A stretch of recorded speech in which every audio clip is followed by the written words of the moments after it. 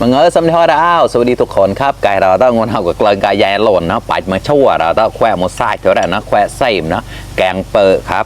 นะเด็กกชีแกงเปิดนะมีแควแบงแต่ในแต่ซ้ำก็ปลาแหล่เราแก่เด็กนะจุดเลยในนะในนะปะต่อแต่ที่เชียร์ก็พิวน์โกลดพิวน์แกล่แน่แล้วนะเรื่องเชียร์ก็มันจอดนะนุกแรกวิเชียร์ที่ประมาณไรเลยนะผ่านเดินหลายเดินแชร์กันมาต่ออะไรเรื่องสมฮอดก็ตั้งเก่าหนกๆกันนะฝากกดไลค์กดแชร์ด้วยนะครับเพื่อนๆมาเลยครับแควมดไส้เดี๋ยวติดต่อกันได้นะวันนี้กับข้าวอย่างเดียวครับแกงเปิดครับอร่อยนะชอบมากเลยครับเป็นคนชอบกินมากเลยแกงอีสานเนี่ยเป็นเมนูที่ชอบอีกหนึ่งเมนูนะครับจุดละน้ำเกลือนะใส่หนังหมูด้วยครับมาชิมกันครับ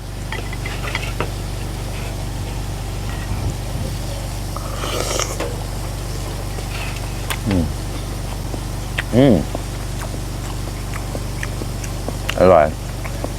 จุดสำหรับแค่แล้วนะเงยยิ้มชิบปลาแค่ได้ไปจุดปลาแค่ก่อนนะก็อะไรก็คำโตโตหมอกโตโตตาลง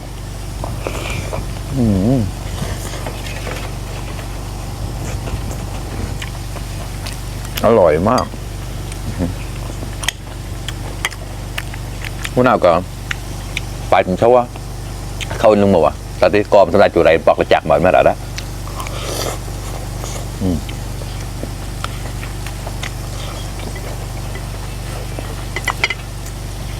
ป้าหน้ากับปาดนิโมเท่าแล้วนิโมก็เด็กลังก็คุณแหลกแล้วปาดนิโมละปาดไส้ๆแล้วแบบเราตัวไรมันเปิดกันดีกันแต่ก็ไม่ได้ให้เขาซะแต่ก็ไม่ได้ตัวไรเราได้โชว์เรามาเจ้าได้โชว์เราอีกนะกว่าได้กว่าอร่อยมากเลยครับ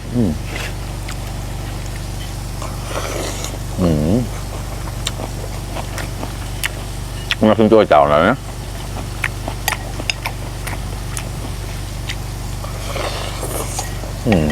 ขอเลิศ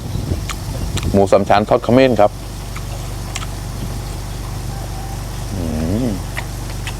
อร่อย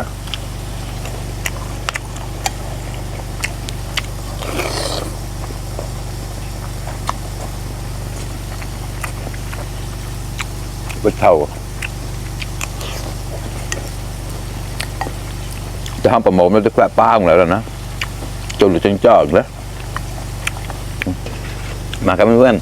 คำโตโตหมอกโตโตตานุ่ง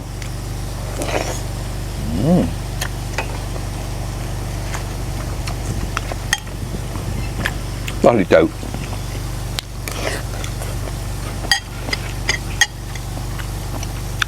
สดแปลกแล้วนะขออร่อยมากขอ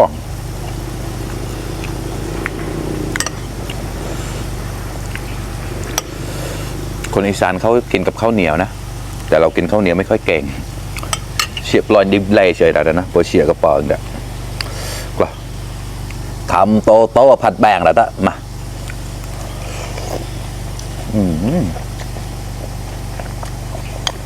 อร่อย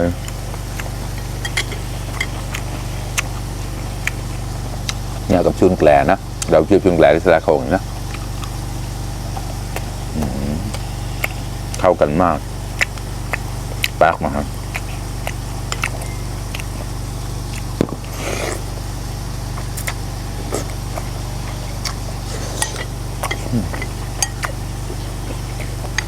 เนี่ยนำกลดอันนี้นางหมูนะครับ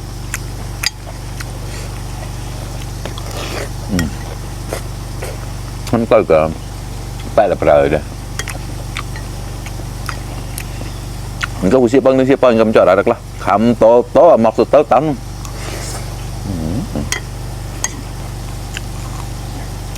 งั้นเอาดิยิบเติมใส่เทอร์โมฮาร์ดเลยเชี่ยเดี๋ยวเชี่ยจะจะไปโชว์พลังตามกันนะพี่ใหญ่ใจยังใจนอนแต่เขาหมู่นะไปโชว์ตาในจุดหวายเปล่าในตามกันนะเราหน้ากับกำเทาเด้อตกเลยเจ็บนี่มอกันเดี๋ยวห้ามแต่กลางเด้อเต้ก้ากับแมงมึงจับมึงเอาวะสักลูกกลางกัน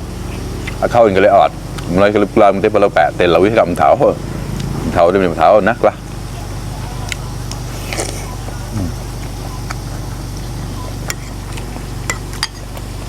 phải cái side để tao à cả chờ thì đã chịu gì nữa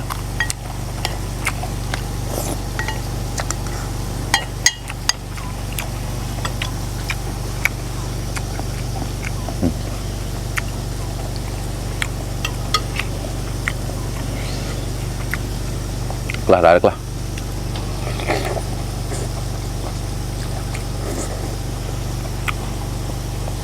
เป็นเมนูเพื่อสุขภาพก็ว่าได้นะเพราะว่ามีแต่ผักนะไม่มีอะไรเลยทำข้างในทอดดีแล้วนะใช้ชื่อข้อมนะ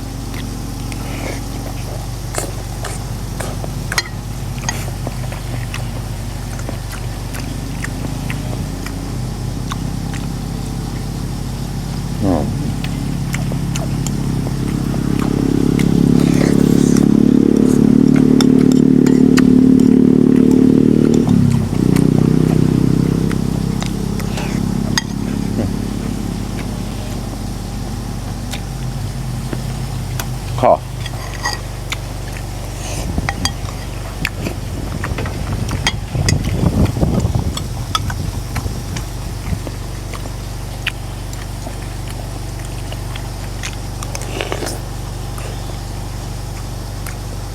แต่จอดแล้วชื่อข้อแล้วนะ